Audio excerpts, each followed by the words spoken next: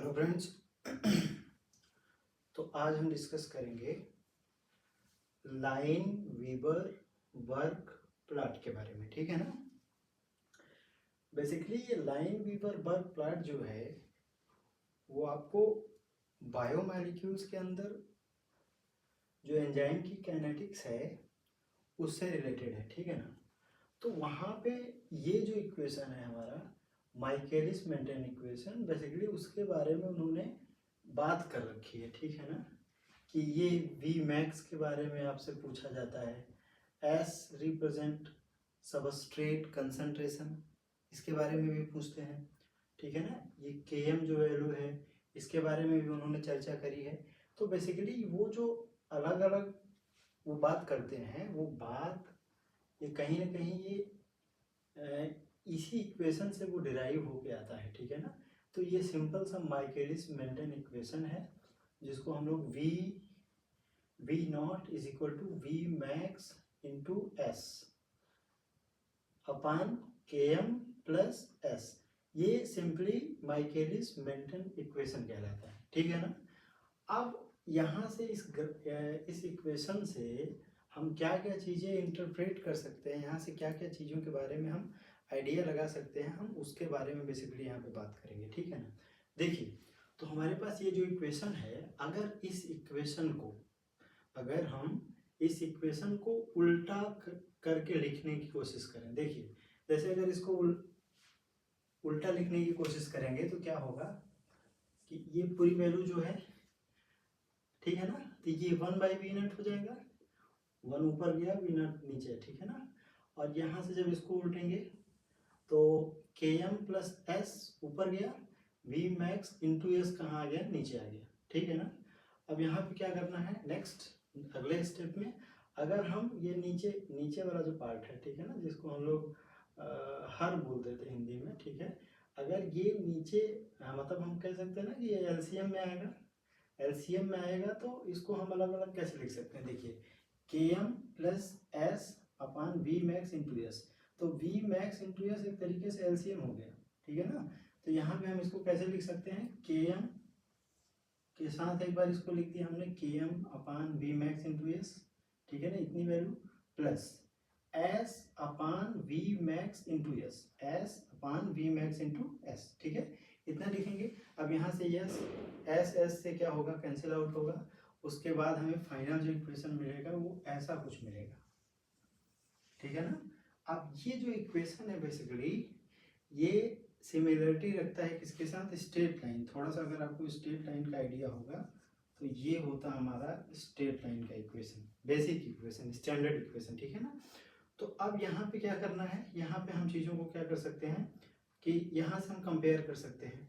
तो ये y जो है एक्चुअल में मतलब y एक्सिस पे हमारा 1/v0 होगा, y एक्सिस पे कौन होगा हमारा 1/v0। अब देखिए यहाँ पे हमारे पास m है, m बेसिकली m क्या होता है, स्लोप, m क्या होता है, स्लोप, या इसी को हम लोग क्या नाम देते हैं, tan थीटा, ठीक है ना।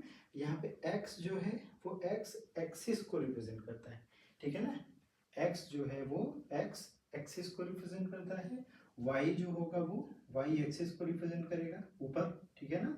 और ये c क्या है, c बोलते हैं इंटरसेप्ट को, c बोलते हैं इंटरसेप्ट को, ये देखिए ये पॉइंट। अब यहाँ से अगर इसको इस इक्वेशन से अगर हम कंपेयर करने की कोशिश करें तो y की जगह पे हमको क्या मिल रहा है, 1/v0, देखिए 1 ये क्या हो जाएगा 1/v0, ठीक है ना। और यहाँ पे देखिए एक चीज़ और, x एक्सिस पे क्या आएगा हमारे पास, x की जगह पे आ रहा है 1/s, ध्यान से देखिए x एक्सिस पे क्या आएगा हमारा 1/s, यानी 1/s इसको हमने x एक्सिस पे रिप्रेजेंट कर दिया, 1/v0 यानी ये y एक्सिस को रिप्रेजेंट करेगा, ठीक है। और यहाँ पे इंटरसेप्ट की वैल्यू कितनी आ रही है, देखिए 1/vmax, ये कितनी वैल्यू आ रही है 1/vmax, ठीक है ना। तो बेसिकली ये इक्वेशन है हमारा। तो यहाँ पे देखिए ये ऐसा कुछ है। अच्छा, अगर यहाँ पे जैसे इंटरसेप्ट या c की वैल्यू अगर 0 होती है, ठीक है ना, तो ये हम क्या मान लेते हैं कि यहाँ से कहीं ओरिजिन से ये लाइन हमारी पास कर रही होगी, ऐसे सीधी जाएगी, ठीक है ना। लेकिन हमारे पास इंटरसेप्ट की वैल्यू है, मतलब कह रहे हैं y एक्सिस पे कहीं ना कहीं वो स्ट्रेट लाइन क्या करेगा, उसको कट करेगा। जहाँ कट करेगा उसी को हम लोग क्या नाम देते हैं, उसको बोलते हैं इंटरसेप्ट। ठीक है, तो अब यहाँ पे देखिए ये होगा हमारा इंटरसेप्ट। तो इंटरसेप्ट के बाद ये कह रहे हैं कि ये जो लाइन है ये सीधे सीधे आके कहीं ना कहीं एक्स एक्सिस को कट कर रही होगी, इसको कट कर रही होगी एक्स एक्सिस को। तो ये वाली जो ये पॉइंट है, ये पॉइंट हम कैसे फाइंड आउट कर सकते हैं, ठीक है ना। तो अगर इसको आप बारीकी से देखने की कोशिश करेंगे, ठीक है, तो ये आपको कैसा लग रहा है, कैसा लगता है सर कि ये वो पॉइंट है जहाँ पे y की वैल्यू क्या है, 0 है।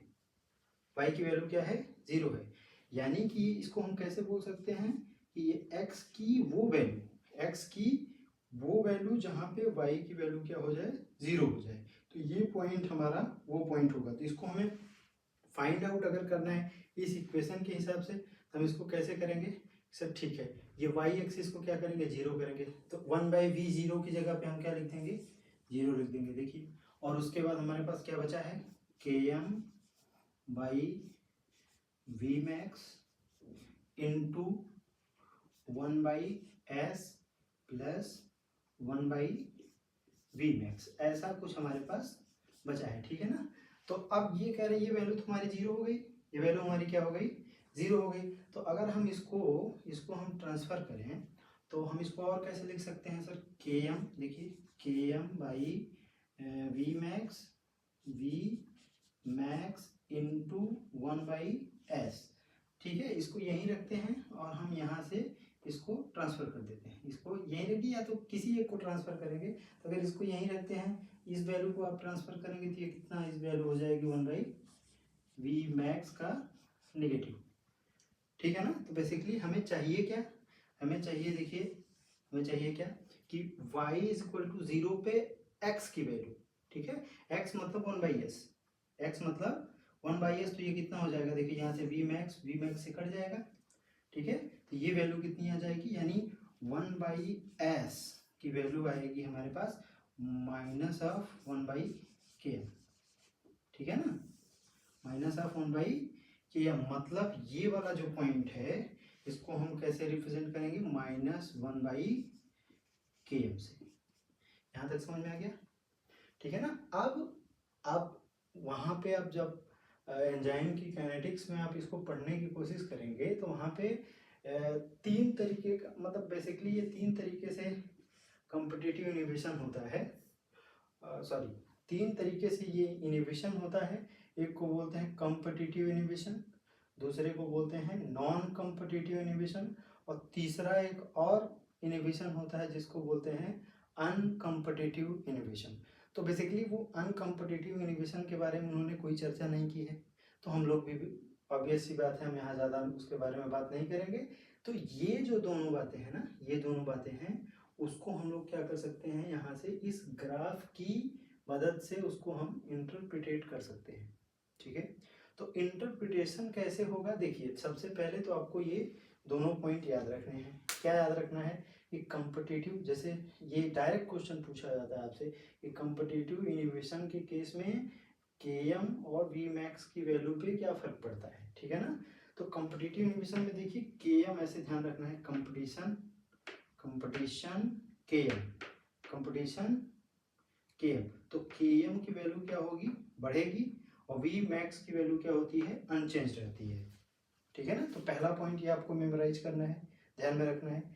नॉन कॉम्पिटिटिव इनिबिशन के केस में क्या होता है, v मैक्स की वैल्यू घटती है, v मैक्स की वैल्यू क्या होती है, घटती है, और km की सेहत पे कोई फर्क नहीं पड़ता, ठीक है ना। तो अब यहाँ पे ये जो हमारा बेसिक कह रहे हैं कि हमने ये लाइन ड्रा कर रखी है, अब इसमें अगर हम ये कॉम्पिटिटिव और नॉन कॉम्पिटिटिव का केस हम अप्लाई करें तो ये लाइन कहाँ जाएगी, इसका क्या कह रहे हैं कि क्या पोजीशन लोकेशन हो सकता है, तो उसके बारे में हम क्या कर सकते हैं, यहाँ पे थोड़ा सा आइडिया लगा सकते हैं। देखिए ध्यान से ना, तो कॉम्पिटिटिव इनिबिशन, अगर आप कॉम्पिटिटिव इनिबिशन के बारे में सोचें थोड़ा सा, तो कॉम्पिटिटिव इनिबिशन में क्या बोल रहा है, km की वैल्यू बढ़ती है, km की वैल्यू बढ़ती है। मतलब ये वाला जो पॉइंट है, अगर इसके बारे में हम चर्चा करने की कोशिश करें तो उसको हम कैसे इंटरप्रिटेट करेंगे, हमारे पास एक्स एक्सिस पे क्या है, एक्स एक्सिस पे है 1/km, ठीक है, निगेटिव के साथ 1/km, निगेटिव के साथ,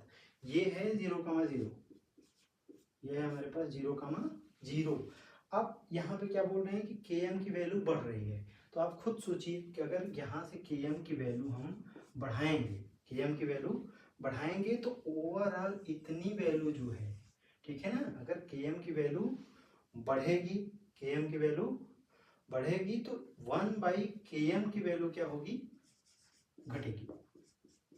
ठीक है, यहाँ तक कोई दिक्कत नहीं होनी चाहिए, 1/km की वैल्यू घटेगी। और घटने के साथ साथ यहाँ पे एक निगेटिव भी लगा हुआ है, मतलब क्या हो गया, ये वैल्यू घटेगी लेकिन निगेटिव में घटेगी।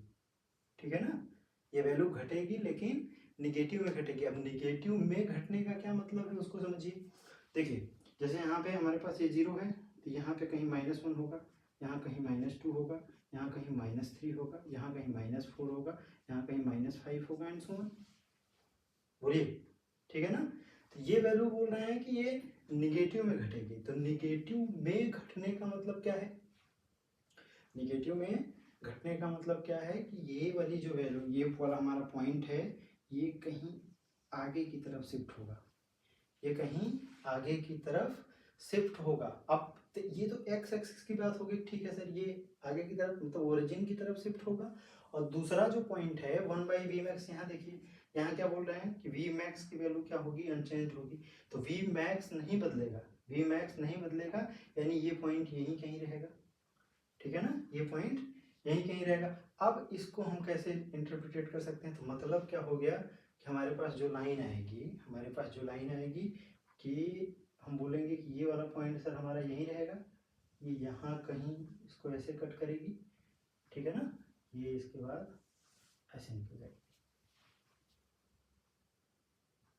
ठीक है, तो इसमें कोई दिक्कत नहीं होना चाहिए, आपको समझ में आना चाहिए। ठीक है, अब दूसरे वाले केस में क्या होगा, देखिए नॉन कॉम्पिटिटिव इन्हिबिशन के केस में Vmax की वैल्यू क्या हो रही है, घट रही है। Vmax की वैल्यू क्या हो रही है, घट रही है। और Km क्या होगा, यहाँ पे Km अनचेंज्ड, Km क्या होगा, अनचेंज्ड। ठीक है ना, तो Vmax की वैल्यू का घटने का मतलब क्या है, देखिए ध्यान से ना। तो Vmax की वैल्यू घटने का मतलब है कि ये वाली जो नीचे वाली वैल्यू है, ये क्या होगी, घटेगी। नीचे वाली वैल्यू घटेगी, मतलब 1/Vmax की जो वैल्यू होगी वो कहीं ना कहीं बढ़ेगी। ठीक है ना, ये नीचे वाली वैल्यू अगर कह रहे हैं कि घटेगी तो ओवरऑल वैल्यू क्या होगी, बढ़ेगी। तो बढ़ने का मतलब वाई एक्सिस पे कहीं ऊपर हमको ये पॉइंट मिलेगा, ध्यान से देखिए, कहीं ये ऊपर हमको ये पॉइंट मिलेगा। और उसके साथ साथ अब दूसरा केस क्या है हमारे पास कि सर यहाँ पे Km की अगर बात करें हम, तो Km क्या होता है, अनचेंज्ड होता है, मतलब Km जितना पहले था, Km जितना पहले था वो उतना ही होगा। तो ये लाइन जो है हमारे पास, Km अगर नहीं बदलेगा और Vmax की वैल्यू क्या होगी, Vmax की वैल्यू घटेगी, तो ये लाइन कहीं ना कहीं हमको ये ऐसा कुछ आएगा। ठीक है ना, तो ये ऐसा आपको ये कह रहे हैं कि ये 3 लाइन देके कि कहाँ शिफ्ट होगा, ठीक है ना, ये लाइन कह रहे हैं कि ऊपर जाएगी, नीचे जाएगी, ये कह रहे हैं वाई एक्सिस पे ऊपर नीचे, तो वो बात हमें क्या करना है, ध्यान में रखना है। आई होप कि आपको ये चीज़ें समझ में आएगी, समझ में आई होंगी, ठीक है ना। So thank you so much.